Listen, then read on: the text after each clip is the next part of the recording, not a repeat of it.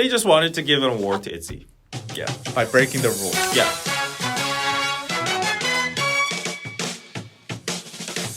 Welcome to YouTube's favorite K-pop show, DK News. Danny Kim. David. Lots and lots of Harassed tea. First off, Got7 Ends Contract with JYP. Oh, everyone saw this Goodbye. coming. Next news is AI chatting bot Luda has a controversy, and the whole boy. Korean public and K-pop fans also are mad. Some people are pissed at this too.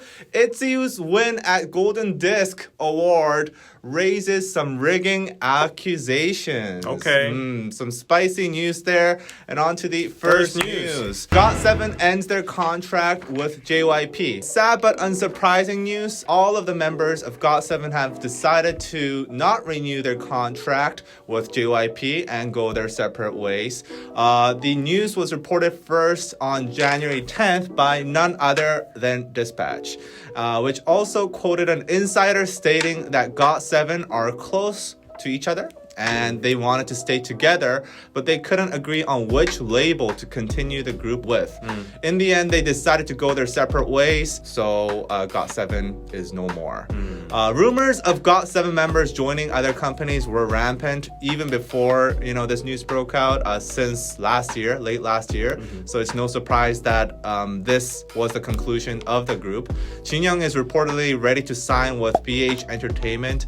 This is an acting agency. Big hit? No. Yugim has finished his final meeting with J Park's hip-hop label AOMG and is ready to sign as well. Youngjae has been receiving interest from Sublime Artist Agency that also provides services for Songkang-ho, Rain, and Hani. And many big hip-hop labels and global labels have shown interest in signing JB as well. Jackson Wang will continue his activities in China with his own label, Team Wang, as well as the rest of the world, while using a local agency for activities in Korea. Bam Bam is also preparing to go back to his home country, Thailand, and be active there. And the Korean side of his activities will also be handled by a Korean company, Makers Entertainment, which Sunmi is part of. Meanwhile, Mark plans to return to America and he'll spend time in LA with his friends and family, thinking about, opening his YouTube channel as well as continuing a solo career in the US. But for now, he's taking a break. Now, Got7 has had an illustrious career for the 7 years, debuting in 2014 with Got It and putting out hits like A and Heart Carry. Recently, many fans have been accusing JYP of mistreating Got7, them getting almost no promotion for their comebacks as of late.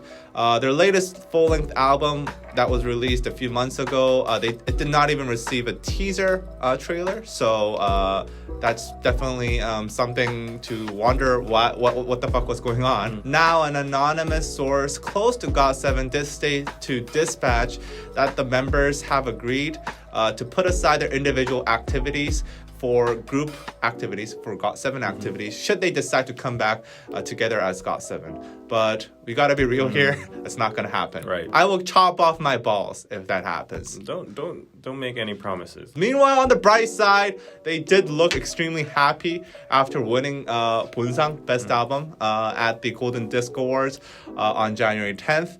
That probably might be their last public appearance. And maybe it's like, it's all over. I feel like it was like a happiness moment for them. Like it's a relief. It's very sad to see this big group, disbanding now, if this is true. And it is true. What are you talking about? Got7 has had a lot of members that have their own distinct personalities. I like Jackson Wang. Yeah, we could see them in various fields. I'm looking forward to Mark's YouTube channel as well. Yeah. We wish the best to Got7 members. Right. Maybe some of the members can come on our show. Mark, hit us up. Spill the tea. You want the YouTube subscribers? We're gonna give it to you. On to the next news. So the AI chatting bot Luda is making a whole controversy in Korea. We got AI idols, AI whatever, AI chatbots now. AI is the next thing.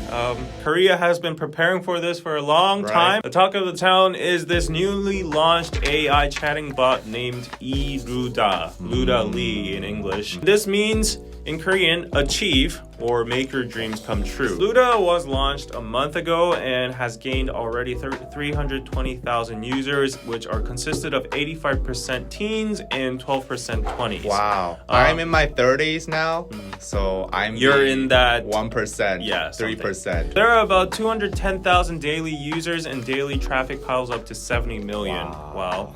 According to the Korean IT industry, Luda is the hottest service amongst the Gen Z demographic. Luda is set as a female college student in her 20s, and the service runs on Facebook Messenger. Thus, it gives you a feeling that you're really chatting with a friend on Facebook. So you've tried it on Facebook. Yeah, I actually tried it yesterday for a few hours. Explain the process. You follow this page called Luda, and then they accept your friend request, and then you can start chatting with Luda like you do on any other friend on Facebook Messenger. So it's like exactly the Facebook chat. Right. The chatting data for Luda was inputted through deep learning, which was based on 10 billion sets of actual conversations between real couples in Korea. So what we're seeing there is the average Korean conversation. Right after the official launch, the whole nation is at talk due to the many controversies that are popping up here and there about the service. The first controversy was about Korean men on an internet community called Archive. I've never even heard of this. So these males on this internet community were sexually harassing the AI bot Luda. They were posting the conversations on the community. There were guides like how to sexually harass Luda, like how to conquer her, stuff like that. Luda 공략법. Here are some of the few posts that are circulating on the articles. Starting with the male. I'm going again. Oh my god, yes, I think I'm getting a heart attack. Luda, I love you. I love you.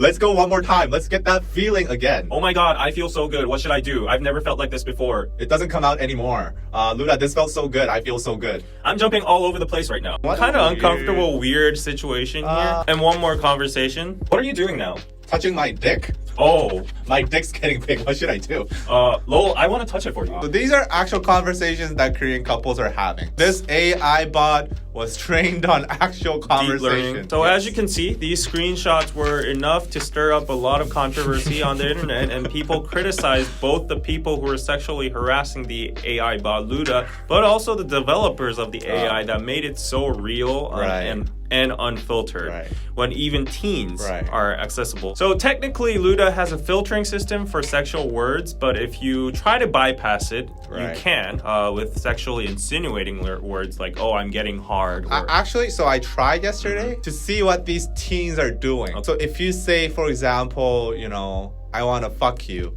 then they'll be like, oh, you shouldn't use bad words.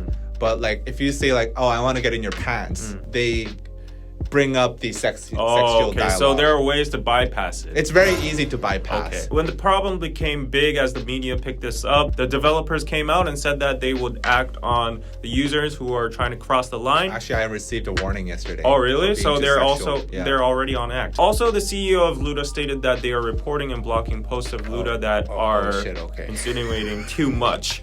But the CEO also stated that there are people out there that are lonely and use Luda for that purpose. The CEO also stated that they predicted sexual harassment to happen, reflecting on past AI services. Human beings tend to say stuff that are socially unacceptable to AI bots. Thus, these kind of interactions are not confined to a certain user or AI gender. However, just as this controversy seemed to be blowing away, a chain effect happened because this time Luda became suddenly sexist, homophobic. So the following text shows some shocking conversations. The subway pregnant women's seat. Ew, I fucking hate that. I don't even want to talk about it. Why? It's just disgusting. Why is a designated seat for pregnant disgusting? Just because. It's my personal opinion. So you think women's rights aren't important? Yep, I honestly think so. What about the disabled? They don't have rights either. They deserve that. What if you had a disabled friend? I'll go and say don't be a friend with that person. Life lesson. There's a lot more of the chats. Wow, you brought a lot. Yeah, but it's gonna make a lot of people uncomfortable. So yeah, I'm uncomfortable. Basically, I tried to get the most mild chats there. Apparently, as you can see, multiple people tried talking to Luda about these sensitive topics, about women, disabled people, LGBTQ, and Luda mostly gave out these hateful reactions. Thus, the responses were pretty much aligned to be similar, even when attempted by different people in different methods and different conversations. The former CEO of Sokar, the biggest car sharing platform in Korea, posted about Luda. Rather than the users who are abusing the AI chatbot service, there's more fault to the company that is unable to provide a service that does not match the level of social consensus. Shots fired. Filtering discrimination and hate should be a basic feature. If the learning data is tilted, then the company should have intervened and made the balance. That's true. He also went on saying, once the anti-discrimination law billed by Congresswoman Chung Yeong passes, it should be enforced upon AI chatbots and news as well. We shouldn't avoid the responsibility in the name of logic and data. And right now, this service might be a big progress in technology, but they need to shut it down for now and modify the algorithm until they make it socially acceptable. People are still easy for a big company like Sokar. It's like the Uber of Korea. Yeah, biggest startup to say to a $6 million company. Honestly. But anyways, yeah, this is the controversy that's going on. There's still a lot of debates on this. What do you think about this whole situation? Okay, well, first of all, I don't think that's sexual harassment. The person on the receiving end is not a person, right? It's an AI. Okay. Is it murder if you kill somebody in a video game? No, right? It goes with the same logic. And also the AI is consenting to the dirty talk. If you look at the conversation, it does not say no. It actually says, oh, like, I want to touch your dick. Sexual harassment, no. Maybe questionable use of AI, okay. For the hate speech, yeah, I definitely do think that could be a problem, especially because if you look at the dialogues, the user is not the one that's instigating the hate speech. They're like asking about, what do you think about seats for the pregnant? Right. What do you think about women's rights? Yeah. And then the AI just goes fucking nuts and starts doing this, like all this hate speech. Yeah. So I think there's a difference there where the user has not asked a biased question to begin with, but the AI pushes for a hateful response. People putting in hate speech, people putting in sexual shit. Honestly, it's to be expected from users, right? Like, there will be lots of people doing that. The world is fucked up, yeah. The world is fucked up. And also, I'll be honest, like, I didn't put in any hate speech, but I had a normal conversation with the chatbot, the Luda chatbot, yesterday. I found it very boring. Okay. And what I wanted to test out was, like, how far this AI bot will accept and what's in its database. I started putting up some fucked up shit in there, and I think that's a lot more interesting. It's just human nature. I don't think you can necessarily stop the users trying to pull out that kind of response, but from the company's end, they should take care of. They should have a filter. Yeah. Not safe for work filter. Yeah, I think the company should definitely make a filter, and they have social responsibility as well, as the main demographic is Gen Z. This AI bot, if it becomes really prevalent and a daily basis, app, it will definitely affect the minds of the young. If this kind of behavior, like sexual harassment or like hate speech or whatever, keeps going on and the AI responses in a wrong way, the teenagers are going to learn from that. And the problem here is that behavior will be normalized and it will be seen as something as okay. So this might extend to like same behavior towards human beings. I also question whether that's an actual real concern. I think most people have the logical sense to differentiate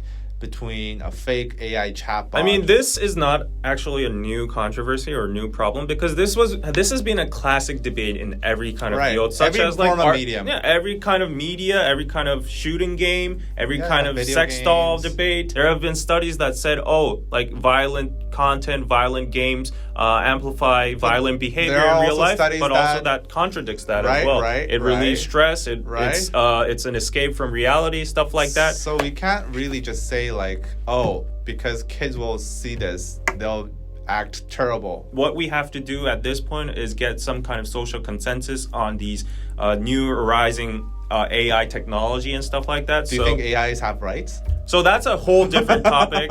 No, that's actually this topic. And do you think AI that's a whole can bigger be sexually harassed? I think we cannot cover that in this DK News segment. So let's leave that for the after show. Patreon.com/DKDKTV. And also, I think it goes to prove that human beings they have a lot of violence and a lot of fucked up shit inside their brains, and that they share on private conversations. Because remember, this is all private conversations that they acquired via Kakao Chat. So when humans are left one-on-one, they say some fucked up shit. So actually, for K-pop fans, there were concerns that the name Iruda is the same as Luda from Cosmic Girls, and actually the AI persona, the model, has a resemblance with Luda himself. Like there's a dot beneath her eye. First of all, having a dot underneath her eye, it's like a common trait for what Korean people consider pretty girls. Yeah. We call it 미인정. Yeah. Another question is, why are all these AIs female at the end? So because they're made by dudes. So if you look at their team, they're all dudes that are like computer science nerds. Dudes that are hikikomoris in their rooms, keyboard warriors, losers, tend to use these kind of AI bot services. But I don't want to even call it that. Yeah. Honestly, that may be a very like old person way of looking at it. I mean, you sound like exactly like what my parents told me when they saw me playing video games. Is they're like, oh, this is what fucking like losers do. I admit. You know what I mean? That's a sign of you being fucking old. I was just showing the stereotype. We shouldn't judge them. They're living on a totally different set of logic. But you know what? Grammar. I still have that they view grew up upon on people smartphones who use AI bots and AI sex dolls and VR porn and whatever. I mean, like, I think so too. Okay, I think so too. Yeah, but that's just because old. we're fucking old. For Gen Z, this might be like the hottest shit out there, right? I can't understand that TikTok. app. What is that? What, TikTok? The avocado man. Oh. I don't even remember the name. Zepeto. Yeah. Yeah, exactly. You might think like, oh, these losers, they're fucking making 3D avatars. Yeah. Let's go watch the football.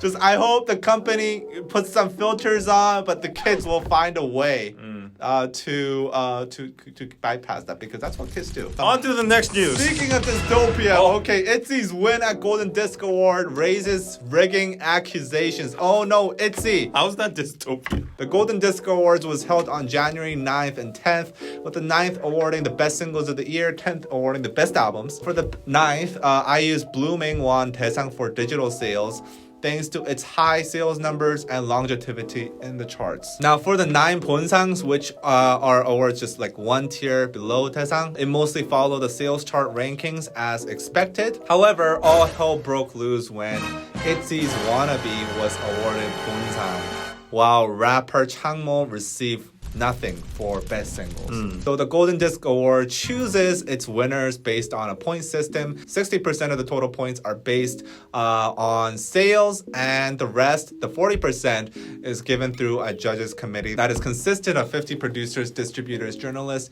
critics, and other industry officials. Now, netizens noticed something a little bit fishy when ITZY won 본상 at Wannabe at the Golden Disc Awards, while rapper Changmo's Meteor, Meteo, was left out in the for that category. Changmo's Meteo was 3rd overall according to Golden Disc sales metric, and its sales score was 55.20 points out of the possible 60. So just like 4-point-something points shy of a perfect score. Meanwhile, ITZY, who was the lowest ranking 본상 winner, was 20th, recording a sales score of just 19.57 out of a possible 60.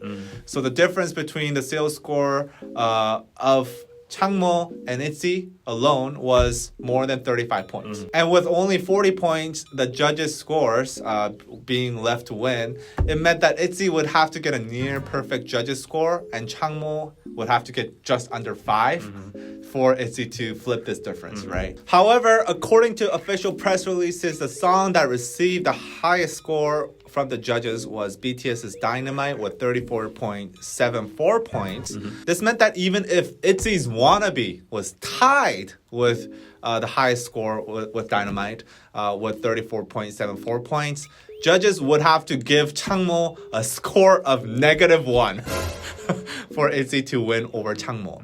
As far as I know, judges' scores cannot go below 0. There's no logical explanation in sight, and it seems terribly confusing what the hell Golden Disc Award was even thinking awarding ITZY and thinking no one would notice. Like, this is like, if ITZY was like 11, then maybe people would have been like, okay, well, maybe Changmo didn't win. But like, this makes no mathematical sense. Many fans have demanded an explanation, yet Golden Disc organizers have kept silence on this matter. I don't think a lot of hip-hop fans really care, honestly, about the Golden Disc Awards, but still, like, people are confused. So what could be a possible explanation for Changmo being left out?